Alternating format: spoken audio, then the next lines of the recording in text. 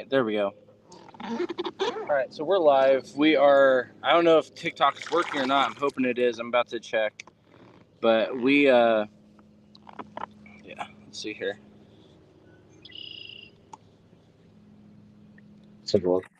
Yeah, we're going to check all the channels and stuff. We're doing something a little different today. We haven't done this before.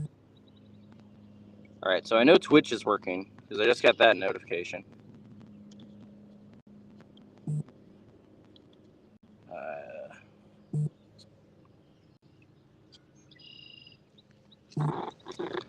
So let's double. Perfect. Awesome. All right. So what up, everybody? We're back. Those of you that were watching the stream earlier over on TikTok, I am out in the middle of the lake. Joe obviously is not, and we are. He's joining me for an outdoor episode today because we asked the question around social media of what we should talk about, and we had a really good suggestion of talking about mental health, but specifically mental health as it relates to athletes. And athletic health also is why I've got the water, because it is super hot out here. But we figured this was actually a good discussion because June is Men's Mental Health Awareness Month, or whatever it's called, something like that.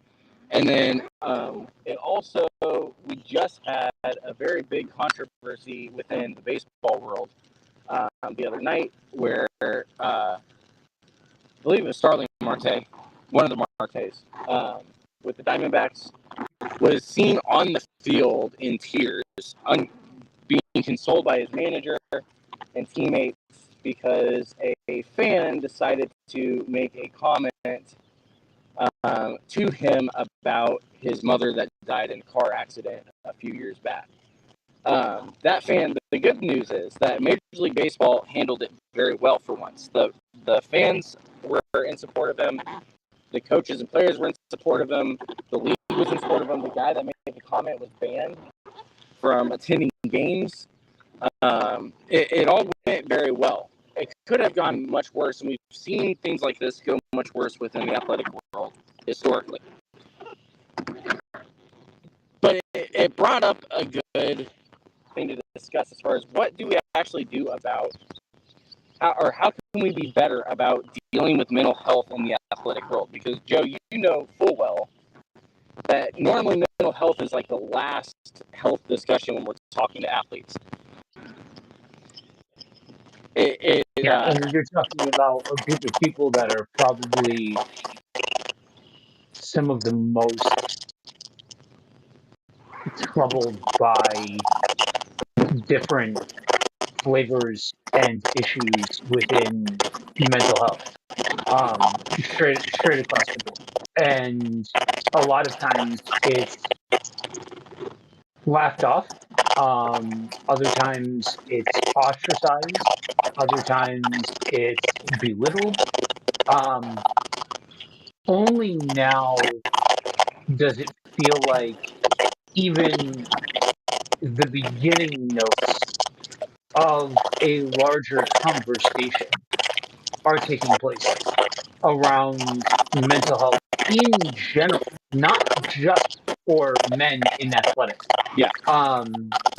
Because there's absolutely a flavor of this outside of men in athletics, but with men, it's this idea that when you are an athlete, you are deemed among the alpha of your gender. You are deemed to be of a higher breed, of a more skilled nature, of a more talented nature, whatever the case may be. And because of that, you should be above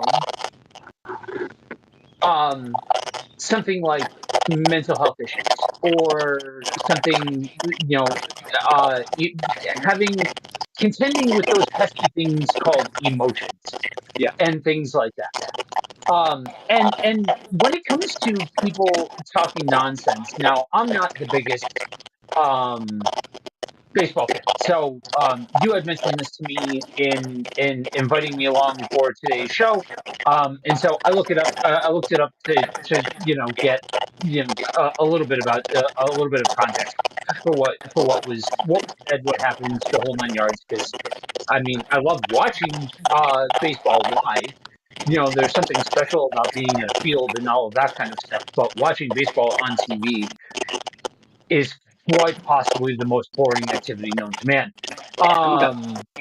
So watching organized swimming might be the only thing that's just a little bit boring.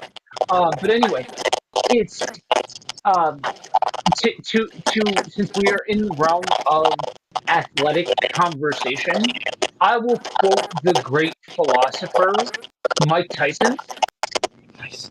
and say that people got way too comfortable talking nonsense from behind a keyboard without fear of repercussion. Oh yeah. Now, Yeah. we're a family friendly show here, and so that's not exactly what he said. So if you want the full flavor of that comes with Mike Tyson, look up the quote. But that's in essence what he said. And so yeah, as a multi-sport athlete, and I feel like in this situation I kind of need to reintroduce myself a little bit, because so much of the conversation centers around um, theology, and me as a pastor, and me as a teacher, and me as a nerd, and all of this kind of stuff. And I don't necessarily speak openly a lot of the time about me as an athlete. And so, former two-time, former two weight class mixed martial arts champion, um, multi-time strongman champion, uh, powerlifter, and aspiring professional arm wrestler. Just some of the things that I've done in the world of athletics. And so to me, and also being a part of the mental health community, both on the side of being bipolar, but also being on the side of being certified in mental health first aid, in pastoral counseling, all of those kinds of things. Yeah, this whole idea of how we wrap our mind around mental health as it pertains to athletes is one that I do hold very near and dear. That's incredibly understood. Yeah. And we'll go ahead and also make this clarification also when it talks about being certified in mental health or in pastoral counseling, stuff like that. We are still talking about the kind of pastoral counseling that we always are talking about within Misfits, but within KFM in general. Um, we're talking about the fact that he is not suggesting he's going to be referring you somewhere. He's not saying that he's going to diagnose you. It's not something where it's just pastors and nothing else. It's pastors working with mental health professionals to be able to best serve you in your health, not the other type where it's what's it called, nuthetic or whatever it's called. Yeah.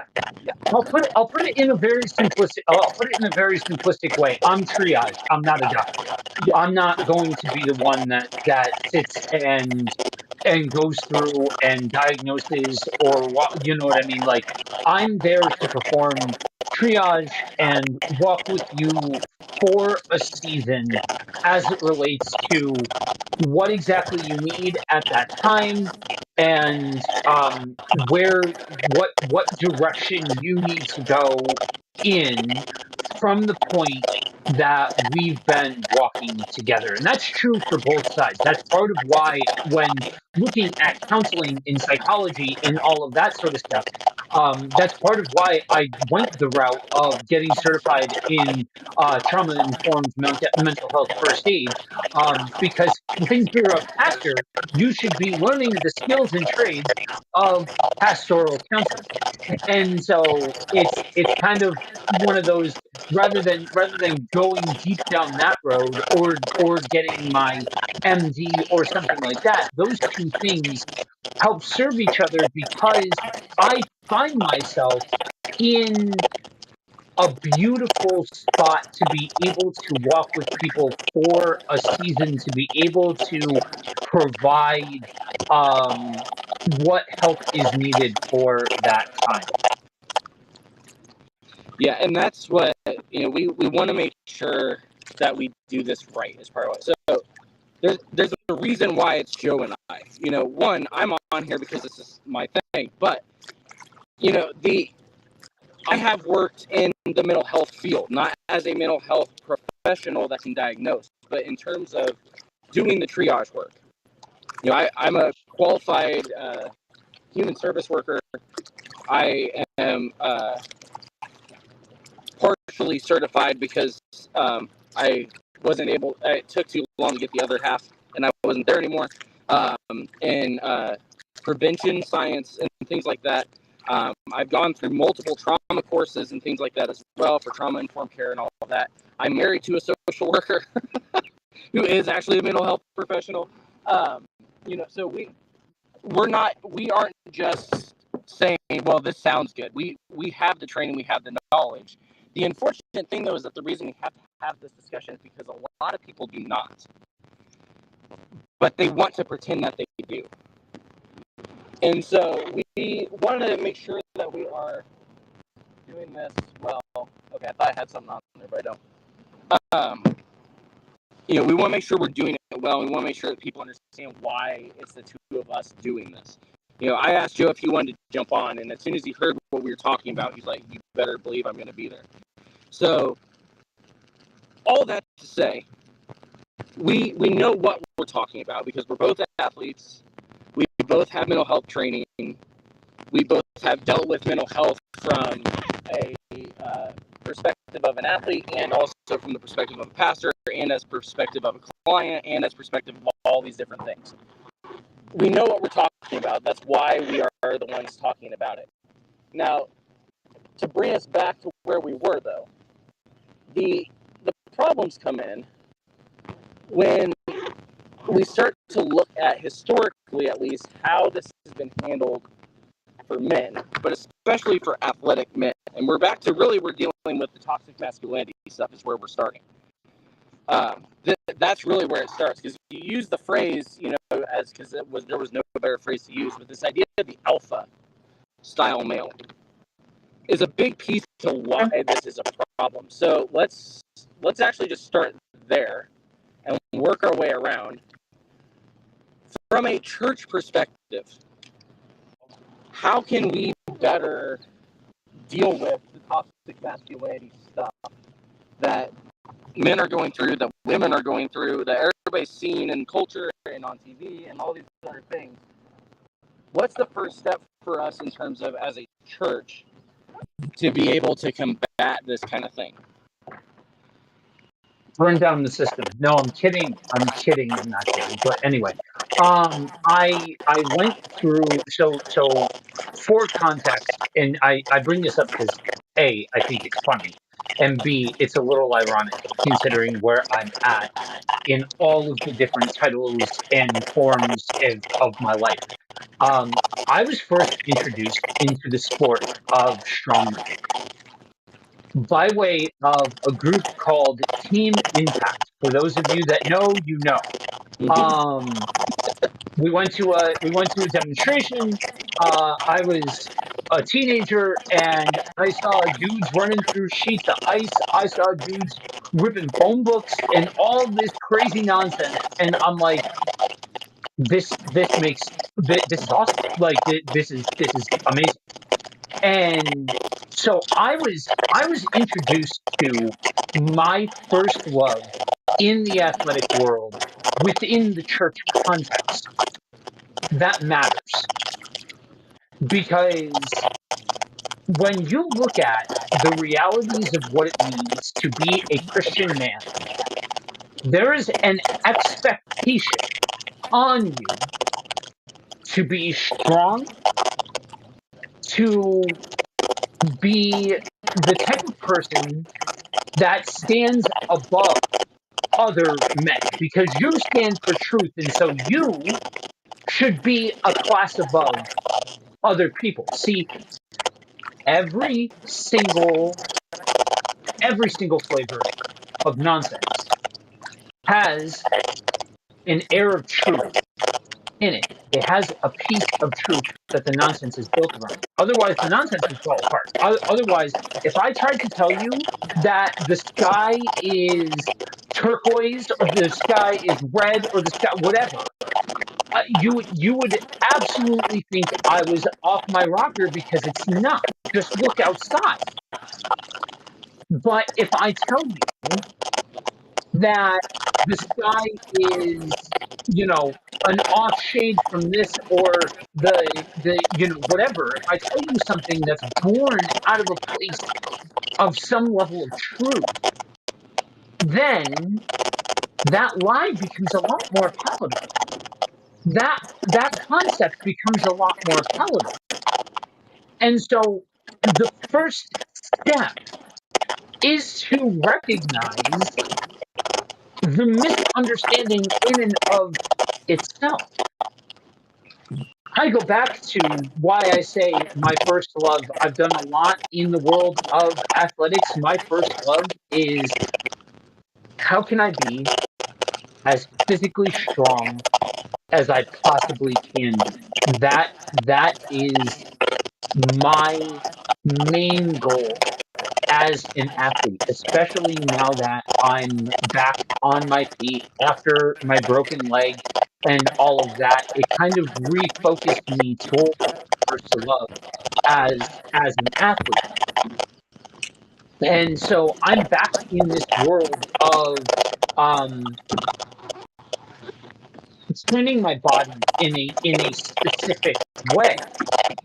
And I look around in the world around me, and part of the reason why I don't get on a lot of shows and why I trust CSRM to be one of the only voices that I trust my story with is because when I tend to talk about athletics from a Christian perspective, it's steeped. I'm talking to somebody who is steeped in the misunderstanding Right. of what it means to be strong and what the priority is and things like that.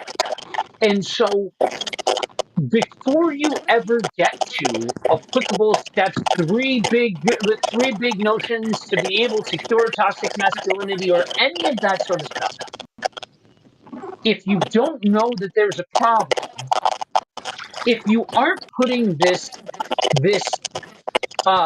perspective that you have on men and masculine culture on the magnifying glass, then you cannot actually do anything about it because you're not reading out of the same book, you're not playing the same game, you're not in that space.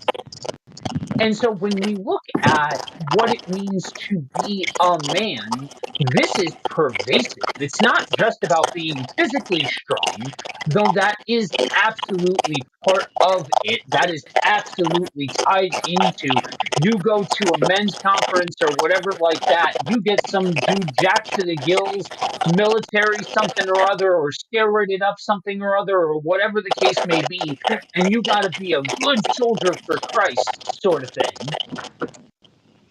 And likewise, you have all of this centered around purity, all of Mhm. this centered around. I love how member of the KFM family, Jake Dobrens, put it.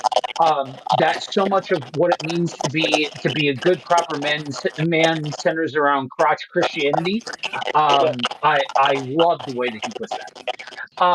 But likewise, it stems on things like in order to be a real man, you have to have kids. In order to be a real man, you have to be a parent or you have to be married or different things like that. And so when we look at what does it mean to be a man and starting to combat those things, the first step is interrogate what's being said.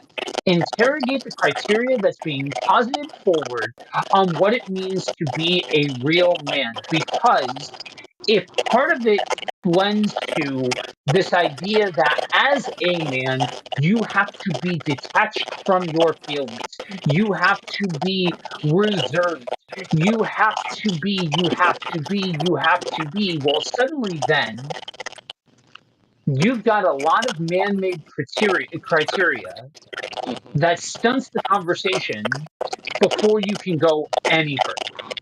Yeah. And that's what, even though I knew you hated that question, that's part of why I asked it, is because it it seems like you were not answering the question. In reality, you did, because the first part of it is just acknowledging what the problem actually is, and that's something that, because of how much stuff we have to deal with when we are in a leadership position, but especially when we're in a leadership position within a sports ministry where you've got coaches to deal with, you've got leagues to deal with, all this sort of stuff. It's a little bit harder to spend time just thinking through, well, what is the actual problem here? Because we've got all this other focus, so we just go and we do the sports thing, but it doesn't actually help anybody, because we're not actually fixing the problem. One of the things that we talk about all the time when we're doing the sports leagues is that if the church is going to do the sports league and do it right, then we have to be providing a quality experience, something that is at least rivaling the public leagues, if not bettering it. One of those areas that we can very easily be bettering it is in actually providing a spot for men, a spot for women as well, a spot for kids to be able to actually experience the athletic world, experience their gifts, experience all this stuff without having those kind of pressures thrown on them. Last night I was at we went and watched a friend of ours' son play. He was playing travel ball, and it was the same old thing for travel ball, where these are 14-year-old kids, and you've got this grown man that is screaming at them, because they're 14-year-old kids, and so of course they're not able to do everything that even a high school level kid is able to do. A varsity level high school kid is gonna be able to do more than this 14-year-old can. And even some of the parent reactions were like that, where it was, not necessarily screaming at their kids, but disappointment in their kids, all this other stuff. And, we say we're going to offer something better within our churches. We're not going to hire coaches that are going to do that kind of stuff. We're going to, make sure that our parents are aware of what the expectations are for them. We're going to make sure all these expectations are met and set up ahead of time. But unless we actually start to address what it is that is making these leagues do that, we're not ever going to actually be able to benefit the community in the way that we think we are. Because the kids are still going to hear the same stuff at school. They're still going to hear the same stuff on TV. They're still going to hear all this sort of stuff. So we've got to provide something better. And one of the places we can do that, I think, is in this: how do we actually talk about mental health?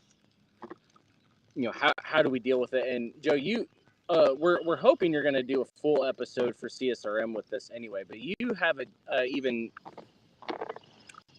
a different world that deals with this as well within the bodybuilding community and everything else, because you're dealing with things like the extreme positivity, the mindset sciences, and all these other things. Where I don't even know where we want to start, or if somebody's got comments to help us figure out where we want to start with this, because the rest of the conversation is the one where it's much more of, what does this actually look like in the world? Like, how do we deal with this kind of stuff? What does this look like? Because we talk about, well, this needs to change, but how do we actually start to change it? You have a very unique perspective coming out of the bodybuilding and the weightlifting and everything else. So let's start there, actually, and talk about the fact that, first of all, what the culture is, and then how you specifically deal with that. So it's there. So there's going to be, before I go any further, an evident duality that exists. where for every single point that I bring up, there is a good version of it, a good flavor of it, and there's a bridge too far. So literally, just about every single solitary thing that I bring up will have that. And so be aware of that. So when you hear me talk, especially if you're from the strength community, um, that you'll hear me reference something and you may say, but what about? I fully recognize all what about. That's what makes this tricky. That's what makes this a a nuanced road that you have to walk.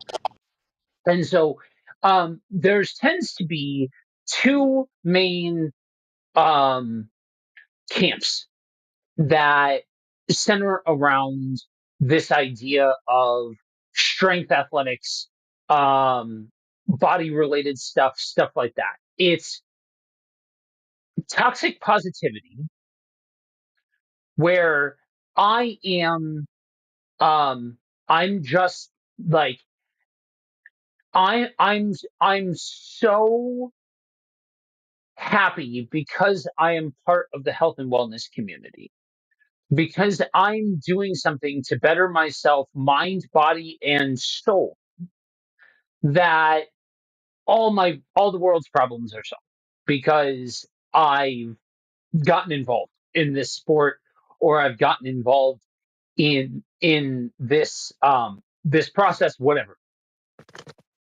The other side is, it is a shield or coping mechanism for very deep and real trauma. And so you have two very different mindsets that bring about this idea of, what is the actual application of mental health when it comes to the sport that I'm a part of, or the thing that I'm a part of, and things like that, because not everybody that is a part of this at in athletic level is necessarily competing, but it's still pervasive regardless when you start to engage with the activity and things like that. Then you couple in the fact that the old adage goes, when you are weightlifting, um, the first day you lift is simultaneously the best day and the worst day of your life, because you see that pump, you see yourself in that mirror, and then at the same time, you will always be chasing that feeling again. And it's something that you will always be wrestling with from a place of inferiority, um and going from inferiority to this idea of um imposter syndrome, to this idea of body dysmorphia. I cannot begin to tell you how many strength athletes have body dysmorphia, and how pervasive it is for combat athletes to be to be in the sport, whatever the sport is, if it's boxing, if it's MMA, um, because you are trying to find or an outlet for um the anger issues, or for the issues that you have with whatever the case may be, whatever flavor it is. It is an outlet for trauma, because it's essentially a legalized way for you to be able to get into a fight.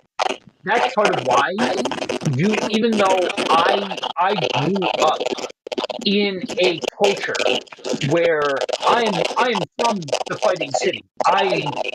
I grew up in Joe Frazier's gym. I grew up around um, boxing legends. But there's a reason why you don't necessarily hear me call myself a boxer. I call myself a fighter because for me, it was never about the art of boxing. It was about fighting. And so the reality is, when you have these different outlets and you have these different activities and things like that, you have a variety of different personality types that are attracted to that particular activity and sport. And so when we look at health and wellness, when we look at athletics, when we look at this world, number one, yes, I kind of took a the pretty answer at first with we have to identify that there is a problem. But when it comes to actually starting to work our way through the problem, we have to normalize the conversation. Yeah. We have to normalize the fact that, like, for people like me, right? I'll use myself as an example. When you have somebody who went through a weight loss journey as an athlete, um, and not even just as an athlete. Usually, this can happen with people that aren't athletes as well. It is not uncommon to literally have a thing happen in your head where you look in the mirror and you do not see what is there. You see what used to be there. And like that's not hyperbolic. I don't want anybody to misunderstand what I'm saying. That's real. Like you literally do not see the thing that's standing in front of you. You see something entirely different. Yeah. And that's a flavor of a larger medical issue called dysmorphia. And so a lot of times that dysmorphia drives really unhealthy habits in the gym or really unhealthy habits around food or different things like that. I have one of the few other spaces that I have talked about my weight loss journey in. I copped to the fact that people ask me, how did you do it? And there's truth behind what I say. I do all of the boring stuff that nobody wants to do. And it's not about reinventing the wheel. It's about the dedication to stick to it.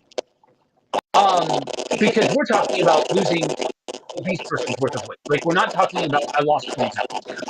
We're talking about a transformation.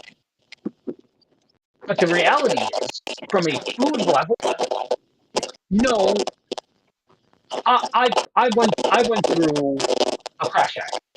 I just extended it out for like a year. I went through I developed in a lot of ways an eating disorder in order to beat what I needed to beat and do what I needed to do because I was combating fatty liver disease. That was the whole precipice for me losing weight is getting diagnosed with non-alcoholic fatty liver disease. And so, as a Christian, there wasn't some deeply spiritual explanation for any of this. As a matter of fact, God had very little to do with any of this.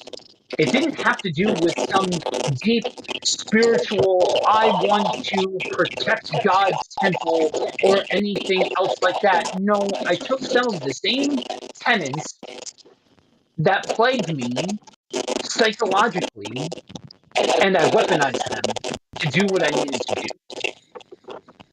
Again, I'm not saying do it like I did. As a matter of fact, I counsel people whenever they talk to me about this and dig in deep to it. I tell people, dude, there are aspects of how I did it that you should not do it the way that I did. It was not the right way to do it.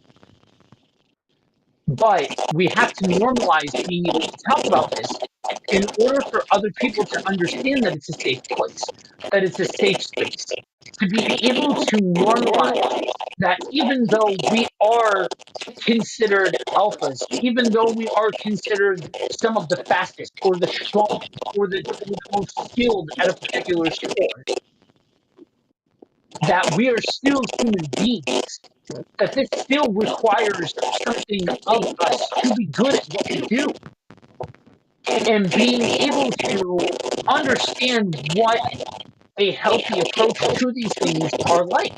One of the big questions that I got after my surgery, because I had aspirations and was on track for World's Strongest Man. I was trying to get to the Arnold qualified because in the strength world that's it. Like there's other platforms that are out there other than World's Strongest Man, um, but that title carries with it the pride and the esteem and all of that sort of stuff. And so that was the goal, was to get to Worlds. And I elected to step away from that goal of chasing World's Strongest Man because psychologically I didn't want to have to go back. I didn't want to have to go back to the mentality that it was to be at that high of a level in the strength world. And so the thing I want to be clear about here is, do I think that there's a lot of things that martial arts can do to benefit people? Absolutely. Do I think that there's a lot of things that lifting weights can do to benefit people beyond just the physical? Absolutely. Do I think that more folks needs to go out and touch grass? Absolutely. Do I think that there's a lot of beautiful things that can be done in the world of sports? Absolutely. Do I think that it's the sum total of what makes you a man? Absolutely not. Do I think that you need to be a part of this world in order to qualify within your gender? Absolutely not. And that's where we need to be clear about what about the parameters that we're talking about when it comes to this sort of thing. Because on the same token, when you're talking about fitness and you're talking about the bodybuilding side of this stuff and the strengths and like the aesthetic side of this and all of this sort of stuff, we look to guys like The Rock, right? Dwayne Johnson, this mass monster, this dude that's huge, and all of this sort of stuff. Or we look to Sam Shaw as, as a oh, it looks like Andrew may have a live one on the line there. Yeah, we got a big one. Yeah, I saw the way that line or that pole was bending. I thought I was stuck. Um, I thought I was y- stuck y- on the weeds. Like huge catfish I just pulled out of the weeds here. Continue. nice.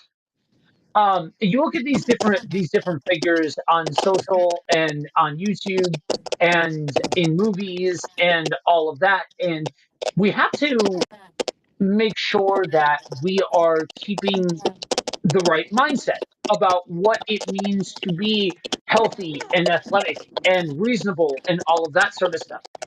The other part of the reason why I don't ever want to go back to the idea of chasing World's Strongest Man is I don't know who needs to hear this, and it's a truth that many people struggle with. But you're not getting to World's Strongest Man clean. Yeah. You're not, and you don't get in today's world to be at the peak when it comes to the epitome of male fitness and masculinity, clean. And I use an example for this. Back in the late 90s, early 2000s, there was a movie called Fight Club.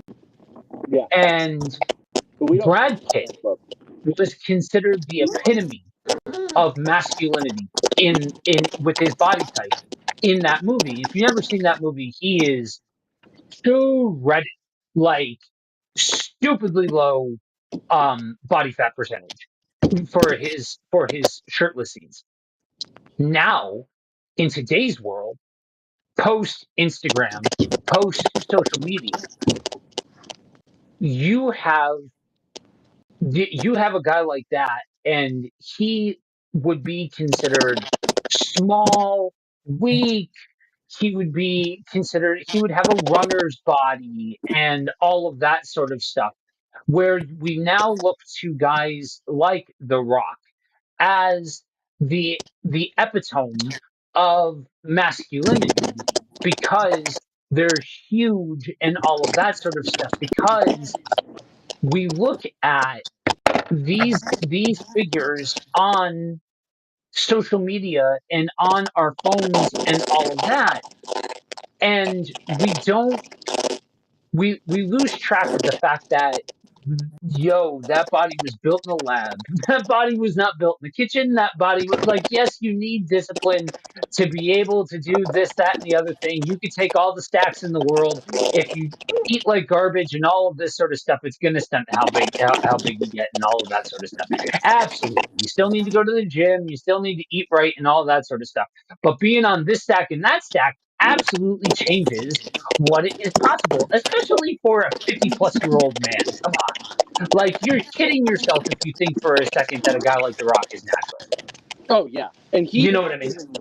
he doesn't even try to hide the fact. Like he admits it fully that it's not. Yes. And that's actually something, not to cut your story off, but that, you've mentioned The Rock a couple times. I think he's an important piece to discuss here because he is one of the ones that is actually in the process of trying to change the conversation, because he regularly talks mental health. He regularly talks emotion. He regularly is, wanting to change the attitude. And I mean, I was never a wrestling fan, so I don't know. Was he always kind of like that, or was this a new development after? Sorry, you got water on you. After he had, kind of left. Uh oh, where did I go? Can you hear me? You're in the bottom right hand corner. Yeah, Oh wow, I can still hear you. You're there. You that's need to interesting. refix Yeah, I'm the working layout. on it. I'm trying to find the button. The reason I disappeared for a while was my phone overheated, so I had to wait for it to heat back up or cool back down. So Yeah, so a lot of that came out of the conversations that he started having when he had his first daughter and all of that. Though I will say, even in um even in his first book, he outlines his heritage in a way that's brutally honest, that doesn't shy away from the complicated family dynamic, and doesn't shy away from the fact that he comes from a complicated backstory. Um, so yeah, I mean, I think it helps that that positioning himself as a family man is good for his brand. yeah, But yeah, I mean, he is not afraid to be as like he isn't afraid to be soft in front of the cameras. Kind of. He also has it worked into his contract that he can never lose a fight on screen. So there's that. well, and he also has the advantage though of he has nothing to lose when looking soft because nobody's going to ever accuse him of being soft. And that Yes, is, but I guess, but part you of just hit a the point. You just hit a problem there, and but it's true. It's not that you're wrong, but it's right. but there's truth to it. There's a certain level of confidence that comes along with being able to take care of yourself. When somebody like me walks into a room and all of that, nobody is gonna accuse me of not of not working out. That's just the reality of it. And likewise, I know how to defend myself. Years of martial arts training will do that. Years of boxing experience will do that. Years of competition will do that. But we shouldn't need those things in order to have the level of confidence that it takes to be able to show emotion. I'm Yeah. not saying I'm Yeah. free from it because those things help. Being able to, like, knowing that I am strong helps. Knowing that I can take care of myself helps. But that should not be the defining factor of whether or not we feel safe to be able to be soft or caring or compassionate. Exactly. Now, the unless you covered it while I was in the middle of my phone overheating, how do you go about, you know, preventing yourself from getting back into the mindset? I know you said part of it is you don't want to be a part of certain worlds and things like that. Like you're not looking to go back to the strongman world. You're not looking to go back to any of that. But at the same time, we know there are athletes never lose their desire to compete. If you know what I mean, we don't. So how do you go about the process then of not falling back into the trap, especially knowing the fact that you potentially could be susceptible to that?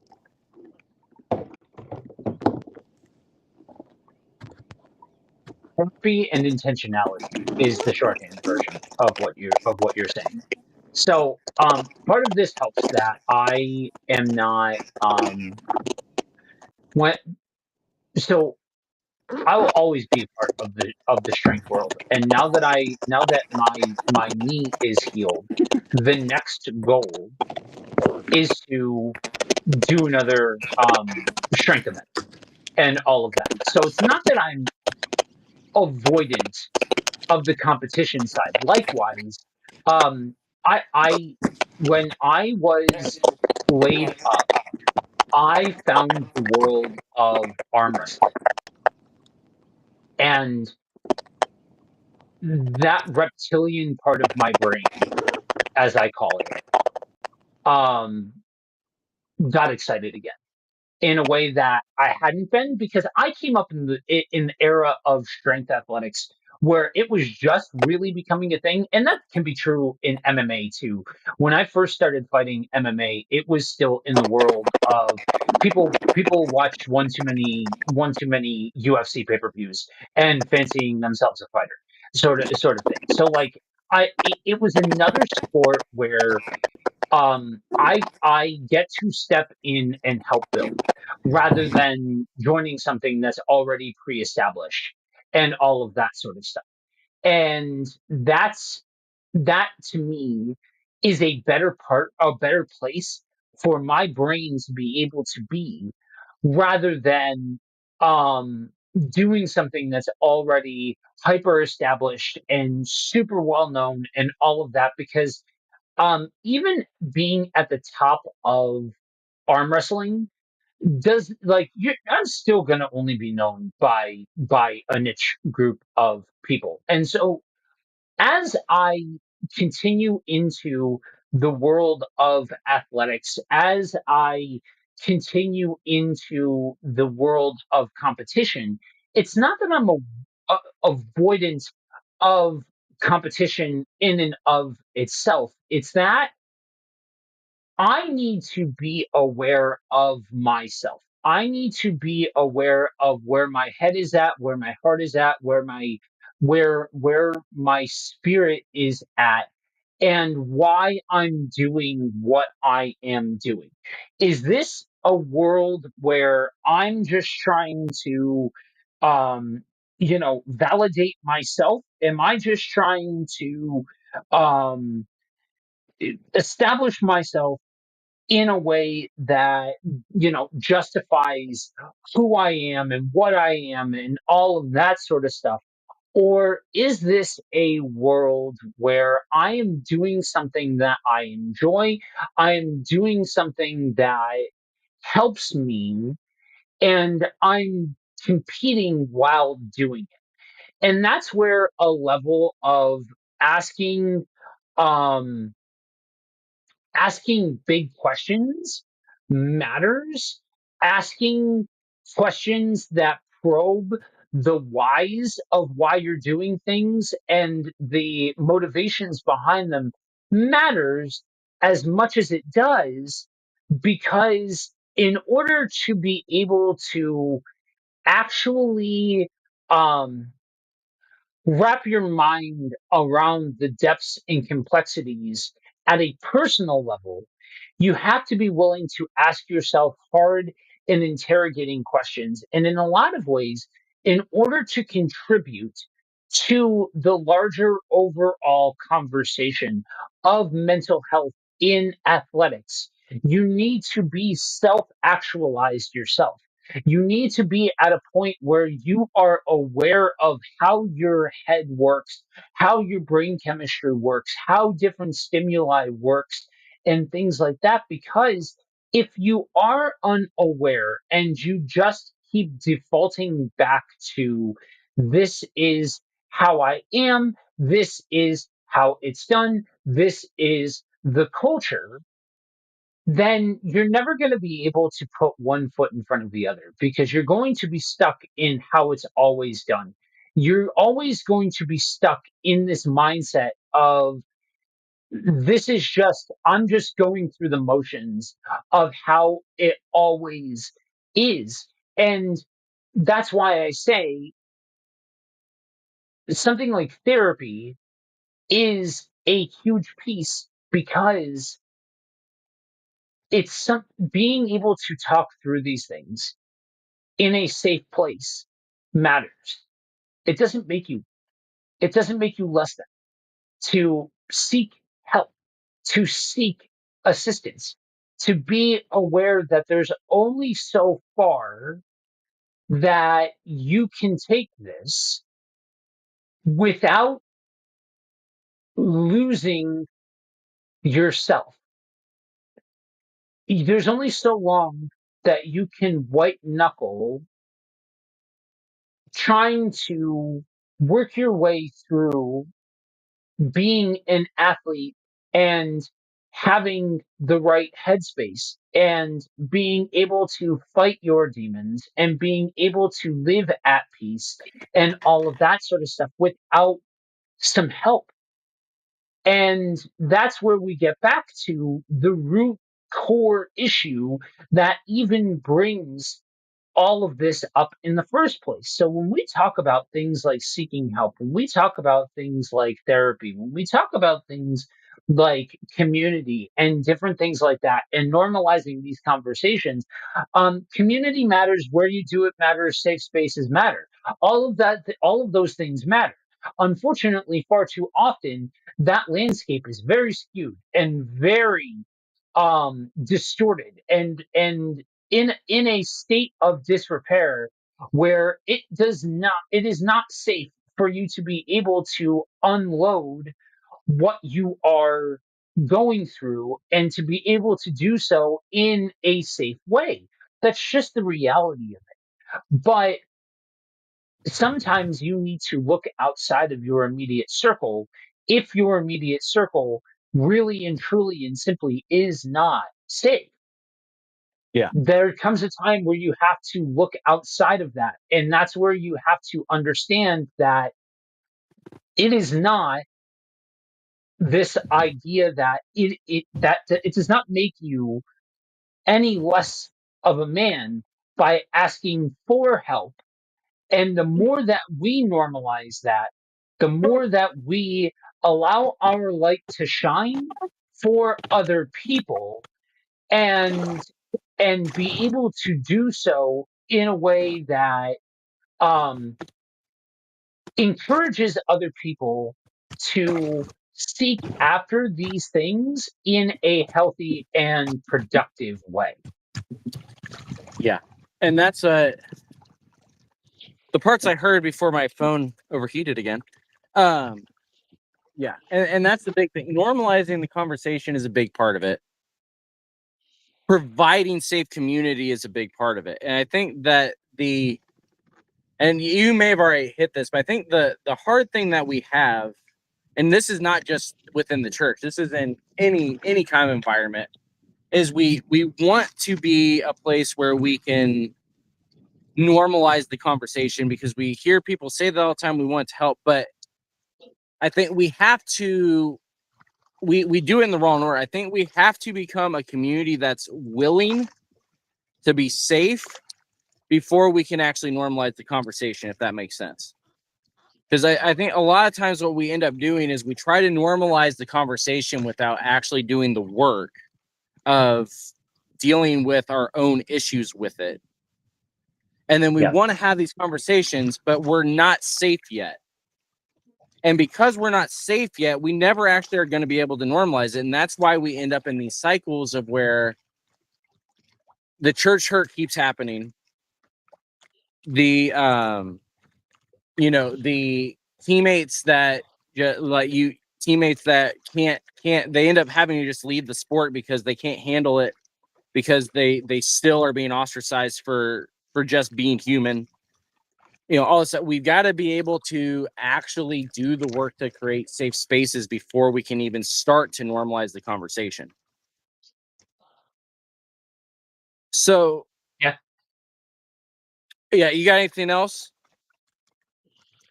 Now, I mean, when talking about something like this, I think we need to remember that every single solitary aspect about this is nuanced.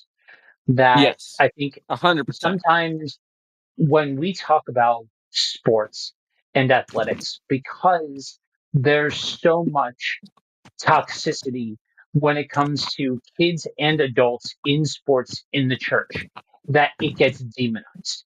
That anytime that you have a youth group that's doing flag football, or you have a youth pastor that's also a coach, or you have any flavor of that integration, or you've got people within the church talking sports or that are athletic or any of those kinds of things, immediately they're painted with a particular brush because of all of the people that have done it wrong and things like that. And don't get me wrong, Yeah. there are plenty of people that have done it wrong. I do not.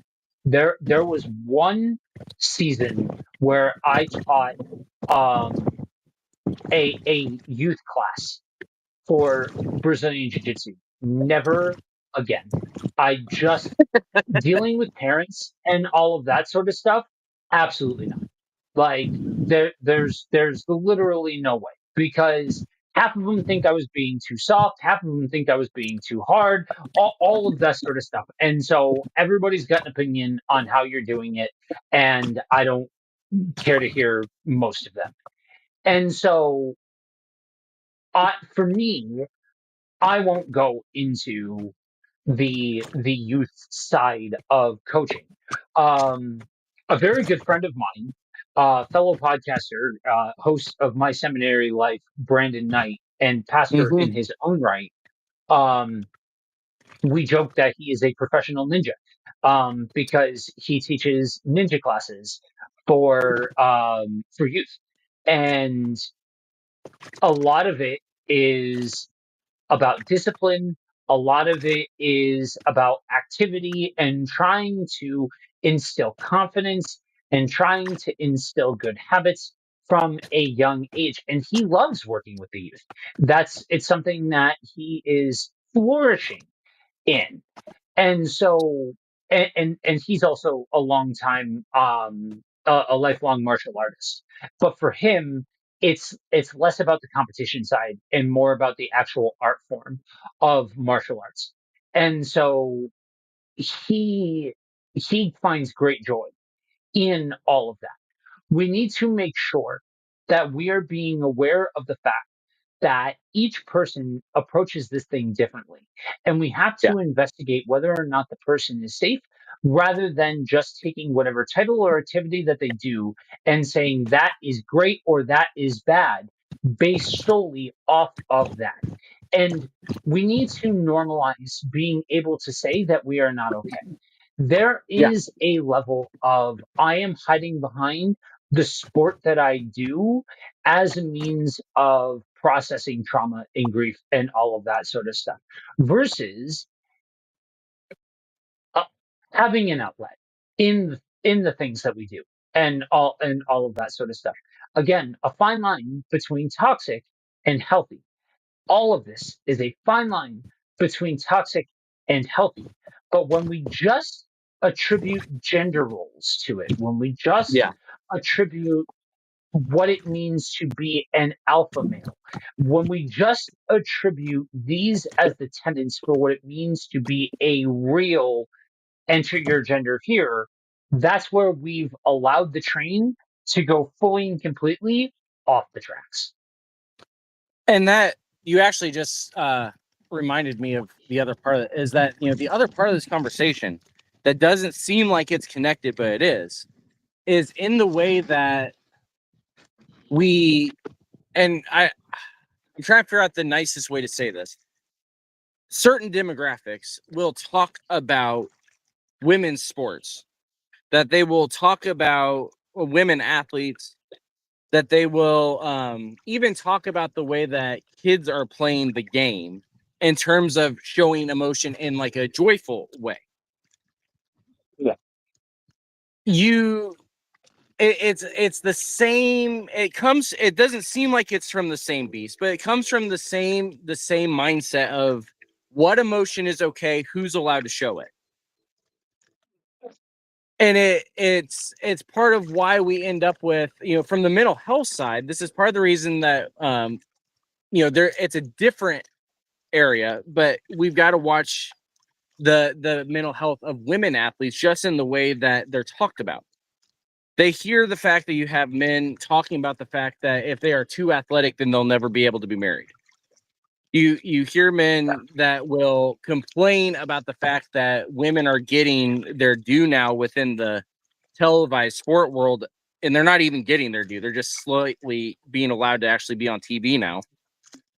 You hear people complain about that, and these athletes hear it. Most of women's sports are college athletes, so these are still younger kids in many sense, in the sense of the word. They're hearing people talk about them as if they are worthless just because they are not the male athletes or Yeah. they don't fit the right thing. We've got to be it all, and this is why we said what we did. As far as it starts with, are we even a safe community before we can even start talking about normalizing the conversation?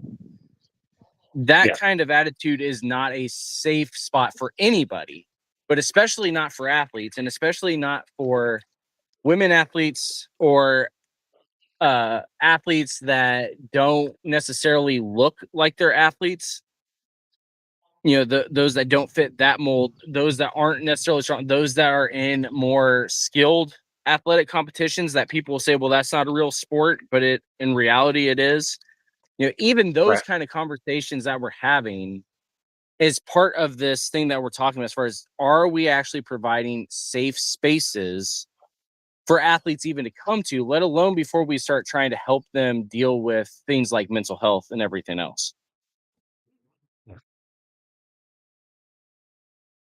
I So mean, when we look yeah, go at ahead. what it means to be able to take somebody seriously as a person, we need to be understanding of the fact that we that regardless they are a person first Yes. and whatever else. And that's where it comes down to making sure that we aren't so wrapped up in defining what makes a person or credible or worthy of respect or anything else like that. Um, and not just and not losing sight of the fact that they are a person, all in the name of qualifying to say, are they enough of this? Are they credible enough or anything else like that? Because a lot of times that goes out of the realm of whether or not their sport or position is legitimate or performance is legitimate, down to whether or not the person is legitimate and Yeah. worthy of respect. And we're back to Imago Dei. I mean, Yeah, surprise, surprise, we're back to Imago Dei. And this is why within Misfits, at least, we've classified the Imago Dei as an essential doctrine for Christianity, because it everything is tied up in this idea of who do you say that mankind is? Who is mankind's worth tied to? What is mankind's worth tied to? Is it tied to the fact that they bear the image of their creator, or is it tied to whatever it is that you're wanting to get out of them? In this case, yeah, entertainment. What is it that gives a person their worth? Because if it's not the Imago Dei, then the church has no business claiming that it's the church. I mean, straightforward. There's no reason to even claim to be a church league or a church at all if the worth of a person is still tied to something like their athletic performance, or if they have kids or not, or what their BMI is, or what they're able to max out on. If that is what the worth of a person is, then we've lost the plot.